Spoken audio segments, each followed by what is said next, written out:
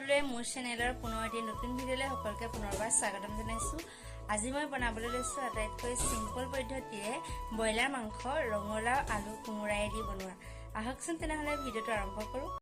মাংস বনাবৰ বাবে মই লৈ লৈছো কোমোৰা, ৰঙালাও, আলু আৰু মটৰ কেইটামান, আদা নহৰু পেষ্ট কৰি লৈছো, জলকীয়া আৰু পিয়াজ কাটি লৈছো। ফালে লৈ লৈছো নিমখ, হালধি, গৰম মছলা আৰু ধনিয়া পাউডাৰ।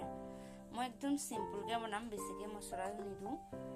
এয়া মাংস পিছ মই ধুনীয়াকৈ ধুই মেলি লৈ লৈছো।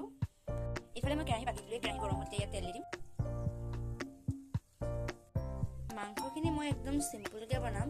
ইয়াতে সবজিও দিছো কাৰণ ভাবিছো আজি দেহাকো মাংস খুৱাম। তেলখিনি গৰম হ'ব।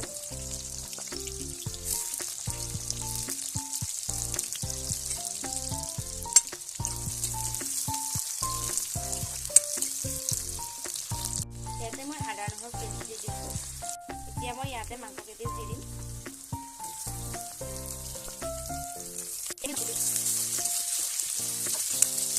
এতিয়া মই ইয়াতে মছলাখিনি দি দিছো। মছলা কি কি দিছো প্ৰথমে তোমাক দেখাইছিলো।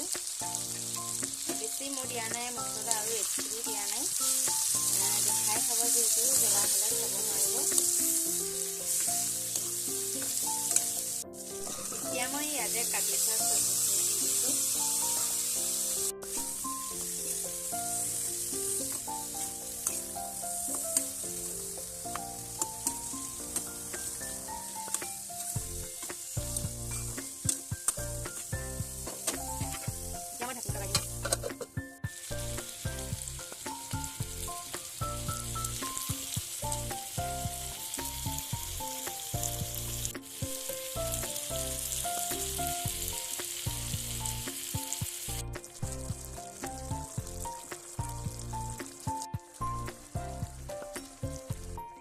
আমাৰ মাংস